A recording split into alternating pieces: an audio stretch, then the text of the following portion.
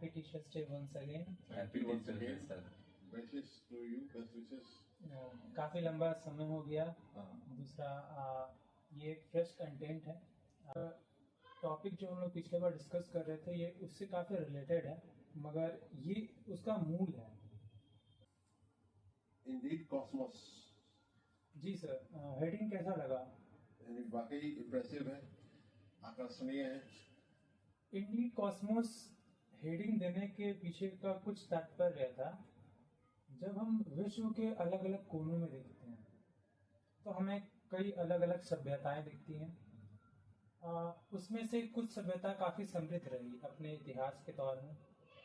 उनके समृद्धि का हम लोग उदाहरण उनके बनाए हुए इमारत, उनके बनाए हुए गहने एवं वो अवशेष जो उस सभ्यता के खत्म होने के बाद आज तक संरक्षित रहा, वो सभी चीज़ों को देखकर हम कह सकते हैं कि कुछ सभ्यता जैसे इजिप्ट हो गया, मेसोपोटामिया की सभ्यता हो गई, हमारे यहाँ की सभ्यता हो गई हड़प्पन सिविलाइजेशन। एक हद तक हम आज जो कुछ भी है प्राचीन इतिहास में जो भी हमारे पूर्वजों की गलतियाँ रही हों या जो भी खामियां रही हों जिसके कारण वो बड़े बड़े सभ्यता नष्ट हो चुके हैं, उसके कारण आज का वातावरण का ये हाल है। क्योंकि हम देखते हैं कि उस समय की सभ्यता में ज़्यादातर वो पदार्थ थे जो कि हमारे प्रकृति से ही मिलते थे एवं कोई वैसी वस्तु नहीं दिखी। खैर इसके पीछे के बहुत सारे कारण हो सकते हैं, जैसे प्लास्टिक वेस्ट 3000 साल में गल जाता है।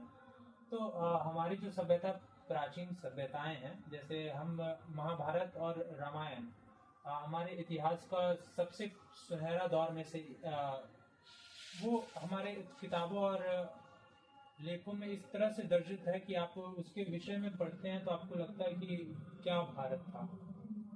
आप यहाँ के लोगों के उस तेज, उस वीर को आज भी कई लोग कथाओं में हम लोग देखते हैं। हमारे बच्चे उन्हें पढ़कर प्रेरणा लेते हैं। हम देखते हैं कि सभ्यताएं काफ़ी प्राचीन रही और हमारे पास बीच का कुछ इतिहास ना के बराबर रहा। यानी कि एक प्रश्न तो जरूर उठता है कि अगर हड़प्पन सिविलाइजेशन के जो लोग थे, यानी कि वो सभ्यता इतनी बड़ी थी, विशाल थी, तो वहाँ के लोग कहाँ गए? अगर वो पूर्णतः विलुप्त हो गए तो हम किसके वंशज हैं जो काफी करीब उसी सभ्यता के पास रहते हैं? वहीं अगर देखा जाए इजिप्ट की बारे में बात की जाए, आज के समय में सबसे ज्यादा एविडेंस उन्हीं के मिलते हैं। बड़े बड़े इमारत, सोने से भरे भरे ताबूत, कमरे मिलते हैं जिसमें कई आभूषण हैं, सुंदर सुंदर वस्तुकला कृतियां हैं, कई सारे आर्टिफैक्ट्स हैं। तो इतने समृद्ध सभ्यता वाले लोग, यानी कि जिसके पास संपत्ति, आज के समय में हम लोगों को लगता है कि समृद्धि सब कुछ है, और वास्तव में ये जो पुराने सभ्यताओं के अवशेष हैं ये हमें बताते हैं कि ये धरती उस समय काल में भी था जब हमसे समृद्ध व्यक्ति यहाँ रहते थे। हाँ, उनकी समृद्धि हम बस आज ये कुछ कलाकृतियां और टूटे हुए और बिखरे हुए इमारतों में देख सकते हैं। यदि उस समाज इतना समृद्ध रहता वास्तव में जितना हम समझते हैं, तो कहीं ना कहीं उनका अस्तित्व आज तक चलना चाहिए था।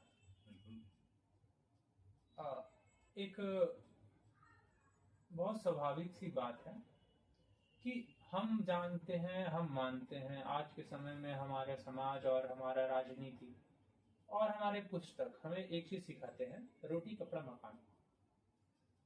मगर मेरा कहना है इतिहास हमें सिखाता है कि रोटी कपड़ा मकान केवल उपयुक्त नहीं है इंसान के लिए। यदि इंसान के लिए रोटी कपड़ा मकान उपयुक्त होता तो आज के समय में जो वातावरण है, जैसे अगर हम शुरू करते हैं अपने कंटेंट के सबसे बुनियादी प्रश्न के साथ कि what really this world means, आपका राय क्या है सर इसके विषय? यह एक कंट्रोवर्शियल थ्योरी है ब्रह्मांड के वास्तविकता के बारे में। हम चलते हैं, दौड़ते हैं, सैर करते हैं, उड़ते हैं। आधुनिक दुनिया के कई वाहन एवं यंत्रों के माध्यम से जो कार्य करता है, विज्ञान के सिद्धांतों पर, जैसे फिजिक्स, केमिस्ट्री, बायोलॉजी, जिन विषयों में हम काफ़ी कुछ पढ़ते हैं एवं जानते हैं, फिर भी इस सत्य को नहीं बदला जा सकता कि यह सभी आकलन इस ब्रह्मांड के बारे में हमारे दिमाग की चेतना का रचना है। यह कहना गलत नहीं होगा कि यह सभी हमारी अपनी चेतना, अपने स्पर्श और दृष्टि पर आधारित है। इसलिए इसका आकलन करना भी मुश्किल है कि इस ब्रह्मांड का असल स्वरूप क्या है। इसमें मैं राय दूंगा कि देखिए, आज हमारा जो दुनिया है विभिन्न कला, विभिन्न प्राणियों से, विभिन्न प्राणियों का बना हुआ एक संगठन है। इसको हम कह सकते हैं कि ये प्राचीन काल से ज्यादा प्रफुल्लित हुआ है कि दुनिया कैसी होनी चाहिए, है ना।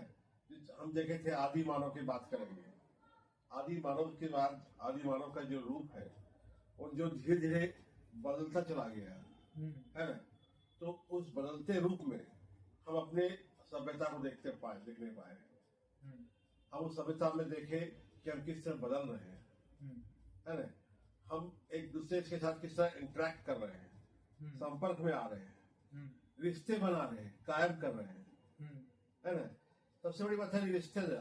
जब हम और आप जन्मे थे या कोई जन्मे थे, हमारे पूर्वज, तो उस समय क्या हम जानते थे कि ये हमारे दोस्त होंगे, ये हमारे पिता होंगे, ये हमारे माता होंगे, लेकिन हम ये रिश्ता बना पाए ना सभ्यता के अनुसार। तो वर्ल्ड क्या है, ये हो सकते हैं प्लेटफॉर्म और ड्रामा, है ना, जहाँ पर हम लोग विभिन्न अदाएं करते हैं, है ना। हमारा क्या सोच है प्रवेश इसके विषय में? सोच यही है सर जो बताएं, सही बात है, बदलते गया है, एवोल्यूशन होते गया है।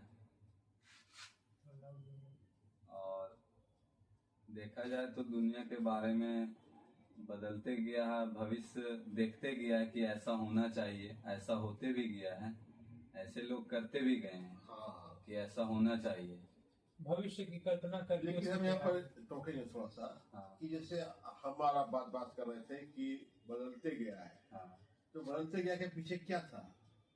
हम लोगों का क्या था?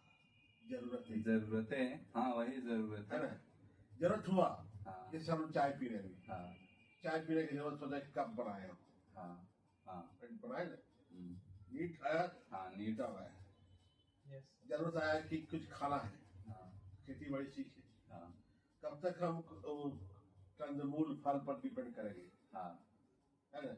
तो जिस तरह बदलाव चला गया, हमारी सभ्यताएं बदलती गई, और दुनिया एक नया रूप लेती गई। दुनिया के इस नए रूप के विषय में हम कुछ और प्रश्न पूछना चाहेंगे। पूछे। आप बॉर्डर्स को कैसे देखते हैं? देखा जाए तो आज के समय में हमारा डिस्ट्रिक्ट बॉर्डर है, उसके बाद फिर स्टेट बॉर्डर है, उसके बाद फिर हमारा कंट्री के लिए इंटरनेशनल बॉर्डर्स है। ओवरऑल फिलहाल हम लोग उतने सक्षम नहीं हो पाए हैं कि इंटर गैलेक्टिकल बॉर्डर्स को पार कर पाए। तो अभी तक उतने हम लोग बुद्धिमता और हमारे साइंस फिक्शन मूवीज में उतने सक्षम हो चुके हैं, मगर रियलिटी में ये बॉर्डर्स को आप कैसे देखते हैं? बॉर्डर्स कुछ नहीं है। देखिए, हमारी ये जो नए जो पीढ़ी के कम्युनिटी के लोग थे वो अलग थे, है ना। हम इंडियन लोग जैसे हैं, वो चाइनीज लोग हैं, वो जापानीज लोग हैं, वो अमेरिकन लोग हैं। ये लोग अलग अलग जगह पर क्यों है? क्योंकि उन लोग कम्युनिटी अलग है, सोच उसका मेंटालिटी अलग है, रहने का स्टाइल, बोलने का स्टाइल, है ना, खाने पीने का स्टाइल डिफरेंट है। तब तो अलग रहा, साथ में क्यों नहीं? तब तो बॉर्डर आगे भी क्यों नहीं? अमेरिका और इंडिया आज बॉर्डर एक साथ क्यों नहीं? चाइना इंडिया क्यों नहीं? वही है कि वे लोग चाहते हैं कि अपना ये आज के बाद तो हम पॉलिटिक्स बात नहीं करेंगे, आज तो पॉलिटिक्स आ गया है। हम उससे बात कर रहे हैं जब बॉर्डर था। इस तरह से ओंकार जी ने उठाया सवाल कि बॉर्डर्स क्यों बना। सर, बॉर्डर्स इसीलिए बनता है ना सर कि जब दो व्यक्ति ही लेके चलते हैं, जब दो व्यक्ति काम कर रहे हैं तो उनमें से जो ज्यादा मतलब काम करने वाला है या जो कम करने वाला है बस वही कारण के चलते बॉर्डर्स वहाँ आ जाता है बीच में। आपसी तालमेल ना बनने के कारण जैसे दो भाई हैं, एक भाई मेहनती है, एक भाई थोड़ा मतलब कोढ़िया है समझिए काम करने में, तो बॉर्डर वहीं बन गया ना। वो तो ज्यादा मेहनत करने वाला, वो तो आगे निकल जाएगा, उसको देगा नहीं ना, मेहनत तो वो कर रहा है। चलिए बात तो मानते हैं, हाँ लेकिन ये तो रिश्तेदारी में बताया। हाँ हम बात करें कम्युनिटी, जैसे ये हमारा इंडियन कम्युनिटी है। हाँ आज जितने भी बॉर्डर्स हमारे state borders, national borders, international borders जो है, हाँ। तो ये सब बना क्यों है? ये सब अलग कम्युनिटी के लोग हैं।